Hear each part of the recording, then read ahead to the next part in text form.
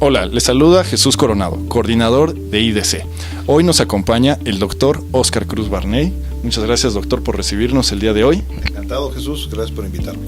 Y pues el doctor nos va a tratar un tema no por demás importante, que es la parte toral para muchos ahora sí que la renegociación del Tratado de Libre Comercio para América del Norte, el famoso Telecán, y su capítulo 19. Doctor, ¿en qué consiste este capítulo 19? El capítulo 19 está dentro de la temática general que se refiere a remedios comerciales. El capítulo 19 es un mecanismo único en su tipo. Es el único tratado comercial internacional que contiene un mecanismo de esta naturaleza, que tiene su antecedente en el capítulo 18 del Acuerdo de Libre Comercio que existía previamente entre Canadá y Estados Unidos. ¿Para qué sirve el capítulo 19? Sirve para revisar dos cosas básicamente. Primero, si las modificaciones hechas a la legislación interna de los países miembros del tratado, en este caso Canadá, Estados Unidos y México, en materia de prácticas desleales de comercio, léase antidumping y antisubsidios, son compatibles o no con el tratado. Es decir, si México hace una reforma a su ley de comercio exterior y modifica, y considera a Estados Unidos o Canadá que afecta sus intereses en el tratado, pueden pedir dentro del capítulo 19 una revisión a esa modificación y pedir en un momento dado el cambio de la legislación. Es un mecanismo sumamente importante y sumamente útil, sobre todo en países que son usuarios importantes de estos mecanismos. En segundo lugar, el artículo 1904 del capítulo 19 contiene el mecanismo de revisión de las resoluciones antidumping y o antisubsidios dictadas por las autoridades nacionales de estos tres países. Este mecanismo le permite al particular afectado por una resolución, léase el importador, léase el denunciante, léase el exportador, a solicitar una revisión imparcial, independiente, por un tribunal arbitral ad hoc de esa resolución, cosa que no tiene nadie más en el mundo salvo los tres países miembros del tratado y los exportadores de esos países miembros. Por eso es tan importante el capítulo 19. A diferencia de la OMC, en donde también existe un mecanismo de revisión de resoluciones antidumping y antisubsidios, para acudir a la OMC es el gobierno el que tiene que acudir. Es decir, yo particular tengo que solicitarle a mi gobierno que me apoye y entonces me lleve. Exacto. Y ahí juegan pues toda clase de consideraciones perfectamente legítimas y entendibles.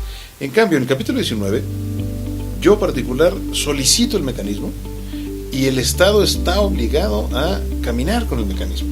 Por eso es tan importante y es fundamental para los exportadores, ya no digamos mexicanos, los exportadores de los tres países, defender el capítulo 19, defender esa posibilidad de revisión, que de otra manera pues perderíamos y estaríamos exactamente en las mismas condiciones que el resto del mundo. Ok, doctora. Entonces, ahora sí que vital el capítulo 19. ¿Por qué Estados Unidos quiere modificarlo o quiere eliminar este capítulo? El capítulo 19 contiene, o estos mecanismos contenidos en el capítulo 19, ciertamente que sacan de la jurisdicción nacional y sacan del conocimiento de las autoridades nacionales la posibilidad de revisar sus propias resoluciones. Y eso, ciertamente que a un Estado puede no gustarle el que no sean sus autoridades, sino un grupo especializado internacional el que diga si lo que hizo la autoridad interna es correcto o no. Porque es interesante, la experiencia ha sido una experiencia mixta respecto a las resoluciones, ¿no? En el caso de la relación comercial entre México y Estados Unidos, en 20 ocasiones se han solicitado revisiones contra resoluciones de la autoridad mexicana, y en más de 50 ocasiones, 56 ocasiones, se han solicitado revisiones respecto de la estadounidense. Pero esas resoluciones han salido en muchos casos favorables a los Estados Unidos, en otros casos favorables a los exportadores mexicanos. Es decir, ha variado, es un mecanismo que ha funcionado, es un mecanismo que ciertamente es perfectible, ¿no? Es mejorable como todo, es un mecanismo en donde hay que ajustar los plazos, es un mecanismo en donde hay que tener especial cuidado en la selección de los árbitros o llamados panelistas, ¿no? Y que hay que entender una cosa, México tiene una experiencia mucho menor, mucho más corta en materia de antidumping y antisubsidios. Digamos que nuestra participación en la materia tiene mucho menos años, mientras que Estados Unidos tiene más de 100, ¿no? Canadá tiene también una larguísima trayectoria, nosotros no. Por eso después el acceder a los expertos, que estos no tengan conflicto de interés, pues es más complicado, pero no es ni imposible y ha funcionado muy bien. Entonces, se quiere quitar, sin embargo no se dan explicaciones de por qué se quiere quitar, ¿no? En la lista pues de puntos a negociar simplemente se señala que se quiere retirar el mecanismo. Ciertamente que la experiencia entre Canadá y Estados Unidos de utilización, tanto en el Acuerdo de Libre Comercio como ahora en el Telecán, de ese mecanismo es mucho más amplio, ¿no? Es todavía mayor. Entonces hay una larga historia pues de utilización del mecanismo que puede explicar en un momento dado el por qué Estados Unidos quiere retirarlo del tratado. Pero que sí está claro es que si sale el capítulo 19 del tratado, perdemos una opción de revisión de las resoluciones que es fundamental y que solamente tenemos nosotros, ¿no? Bueno, Canadá y Estados Unidos. Que es única, ahora sí, como se mencionaba, en el mundo. Es única en el mundo.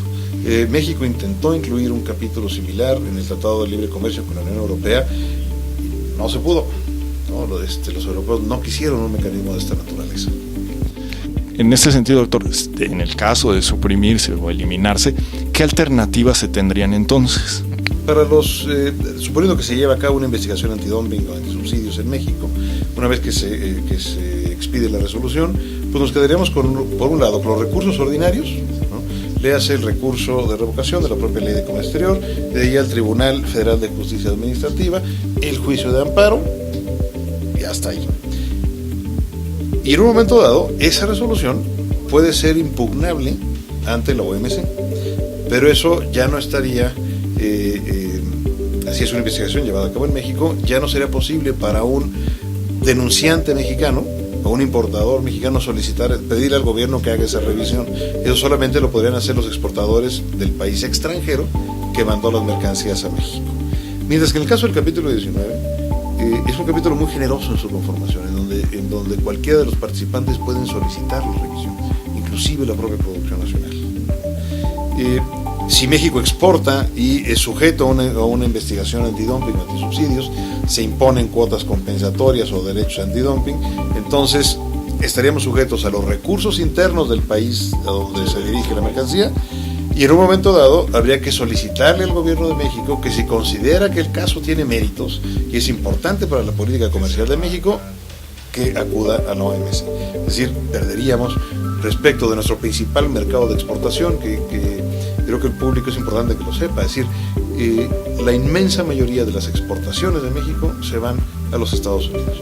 Si en algún lugar queremos tener un mecanismo de revisión que sea independiente, que sea imparcial, que no tenga relación con las autoridades locales, pues es precisamente en Estados Unidos y es precisamente el mecanismo contenido en el artículo 1904 del Telecán. Muchas gracias, doctor, por estas palabras, por habernos concedido estos minutos para hablarnos de este tan importante tema, y pues estaremos al pendiente de esta renegociación. Así es, muchas gracias por la invitación y ciertamente hay que estar al pendiente de los resultados. Gracias. Y pues bueno, los invitamos a ustedes a que estén pendientes de la entrevista en extenso que nos va a dar el doctor Oscar Cruz en nuestro próximo número impreso, y también les reiteramos la invitación a que nos sigan en nuestras redes sociales, en Facebook, Twitter, Instagram, LinkedIn y en idconline.mx. Se despide de ustedes Víctor Herrera en la grabación y quien les habla, Jesús Coronado. Hasta la próxima.